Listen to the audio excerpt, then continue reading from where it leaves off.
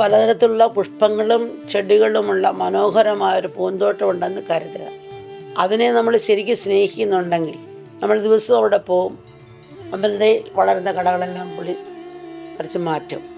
നിലത്ത് കൊഴിഞ്ഞു വീഴുന്ന ഇലകളും മറ്റുള്ളതെല്ലാം പിറക്കി നമ്മൾ കളയും. കൃമികീടങ്ങൾ കയറി പൂക്കളും ചെടികളും നശിച്ചു പോകാതിരിക്കാനുള്ള മുൻകരുതലും നമ്മളെടുക്കും. എപ്പോഴും പൂന്തോട്ടവും പരിസരവും ശുചിയായും വൃത്തിയായും നമ്മൾ വയ്ക്കും. എന്നാൽ പൂന്തോപ്പിനോട് നമുക്ക് ഇഷ്ടമില്ലെങ്കിലോ ഇലകളും പൂക്കളും വീണ് അവിടെ ചീഞ്ഞു നാറും. കാടും പടലും കയറി അവിടെയെല്ലാം വൃത്തികേടാകും. ക്രമേണ അവിടെ വിഷമുള്ള ഇഴജന്തുക്കളുടെയും മറ്റും വാസസ്ഥാനമായി മാറും. ഇതുപോലെ നാം നമ്മെ സ്നേഹിക്കുന്നുണ്ടെങ്കിൽ നമ്മുടെ മനസ്സും ചിന്തകളും വൃത്തിയായി സൂക്ഷിക്കും. ദിവസവും അവിടെ സച്ചിന്തകളുടെ സുന്ദര പുഷ്പങ്ങളും അതിൻ്റെ നറുമണവും കൊണ്ട് നിറയ്ക്കും. അനാവശ്യ ചിന്തകൾ കടന്നേറി അതിൻ്റെ ഭംഗിയും സുഗന്ധവും നശിപ്പിക്കാതിരിക്കാൻ നമ്മൾ ശ്രമിക്കും. ദുശ്ചിന്തകളുടെ മാലിന്യങ്ങൾ അവിടെ കുന്നുകൂടി നമുക്കും മറ്റുള്ളവർക്കും ബുദ്ധിമുട്ടുണ്ടാകാതിരിക്കാൻ നമ്മൾ പ്രത്യേകം ശ്രദ്ധിക്കും.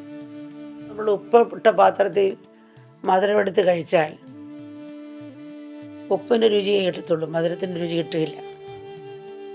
നമ്മൾ മധുരമുണ്ട്, പക്ഷേ അഹങ്കാരമാകുന്നതും സ്വാർത്ഥമാകുന്നതും വിദ്വേഷമാകുന്ന ഉപ്പ് കിടക്കുക. അവിടെ കാന്താരിമുളകാണ്, അങ്ങോട്ട് പോകല്ലേ, മുള്ളാണത്, ഇങ്ങോട്ട് പോകല്ലേ, അത് വിഷമാണ് എന്നൊക്കെ പറയുന്നത് കേൾക്കാം. എന്താ അവരുടെ സ്വഭാവം കൊണ്ടാണ് പറയുന്നത്.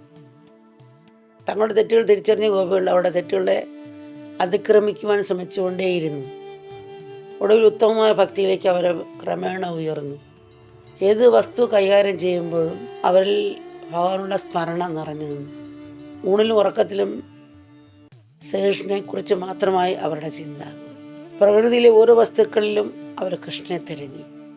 ഒടുവിൽ സർവവും അവർ കൃഷ്ണമയമായി അനുഭവപ്പെട്ടു. അവർ കൃഷ്ണനുമായി ഏകീഭവിച്ചു. അതുല്യനായ രാജ്യതന്ത്രജ്ഞനായി, യോദ്ധാവായി, ധർമ്മരക്ഷകനായി, ജഗദ്ഗുരുവായി കൃഷ്ണൻ ശോഭിച്ചു. ആ കോടിക്കണക്കിന് ജനഹൃദയങ്ങളിൽ ഭക്തിയെ ഉണർത്തി എന്നതാണ് ശ്രീകൃഷ്ണൻ്റെ ഏറ്റവും വലിയ പ്രത്യേകത. എത്ര വലിയ ദുരാചാരിയായാലും ഈശ്വരനിൽ ഭക്തി ഉണ്ടായിക്കഴിഞ്ഞാൽ അവൻ ശരിയായ പാതയിലേക്ക് വരുമെന്നും അധികം താമസിയായ അവൻ ധർമ്മനഷ്ടനായി തീരുമെന്നും തുടർന്ന് ശാശ്വതമായ ശാന്തിയെ പ്രാപിക്കുമെന്നും കൃഷ്ണൻ പറയുന്നു. എൻ്റെ ഭക്തന് നാശമില്ലെന്ന് ഭഗവാൻ പ്രഖ്യാപിക്കുന്നു. തന്നെ ആശ്രയിക്കുന്ന ഭക്തനെ സദാ സംരക്ഷിക്കുക, എല്ലാ വീഴ്ചയിൽ നിന്നും അവനെ ഉദ്ധരിക്കുക എന്നത് ഭഗവാന്റെ വ്രതമാണ്. ഭക്തൻ്റെ മനസ്സിൽ അഹന്ത, സ്വാർത്ഥത തുടങ്ങിയ ദുർഗുണങ്ങൾ തലപൊക്കിയാൽ സാഹചര്യങ്ങളിലൂടെ അവയെ ഭഗവാൻ ഇല്ലാതാക്കും. ഇതിനുള്ള എത്രയെങ്കിലും ഉദാഹരണങ്ങൾ ഇതിഹാസങ്ങളിലും പുരാണങ്ങളിലും നമുക്ക് കാണാം.